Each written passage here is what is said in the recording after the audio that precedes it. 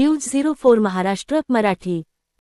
Bharatiya Janata party परिवार व जन स्वराज्य वेलफेअर ट्रस्टचे अध्यक्ष माननीय राजन पाटील यांनी जानेवारी 26 निमित्त नागरिक सेवा शिबिर पारसिक नगर विमल नगर आपल्या संपर्क कार्यालयात नागरिकांसाठी मूलभूत गरजा पॅन कार्ड आधार कार्ड रेशन कार्ड गुमास्ता लायसन उद्योग आधार अशा विविध प्रकारच्या नागरिकांना लागणारे शैक्षणिक कार्यालयीन कागदोपत्री यांचा नागरिक सेवा शिबिर नागरिकांना उपलब्ध करून देत आहे।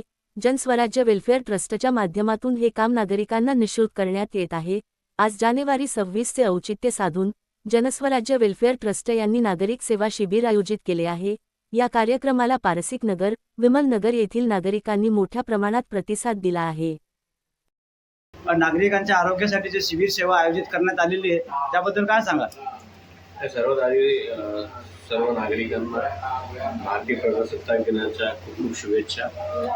आज आम्ही एक नागरी सेवा शिबिर आयोजित केलेलं आहे, ज्याद्वारे 7 वेगवेगळ्या सुविधा आपण सर्वसामान्यांसाठी घरपोच सुरू केलेले आहेत।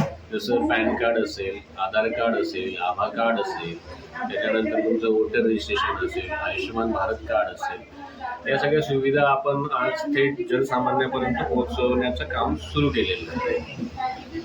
नागरिकांना आवाहन करू इच्छितो की जसं आपलं प्रजासत्ताक हा प्रगल्भ होत जाईल तसं प्रत्येकाने जबाबदारी घ्यायची आहे।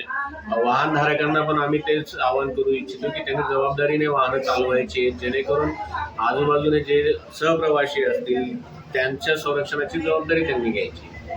धन्यवाद। आपण काय सांगाल 77वा प्रजासत्ताक दिनानिमित्त आपण नागरिकांना काय आवाहन कराल? सगळ्यात पहिलं अभिनंदन मी आमचे राजन पाटील यांचं करेल। त्याचं कारण असं की आजचा हा एक फार मोठा त्यांनी योगायोग जुळून आणलेला आहे।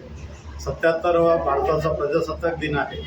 त्या निमित्ताने त्यांनी वेगवेगळ्या समाजाला वेगवेगळ्या लोकांना जे गरजेचे आहेत, आधार कार्ड असेल, पॅन कार्ड असेल, आभा कार्ड असेल, अशा महत्त्वाच्या अगदी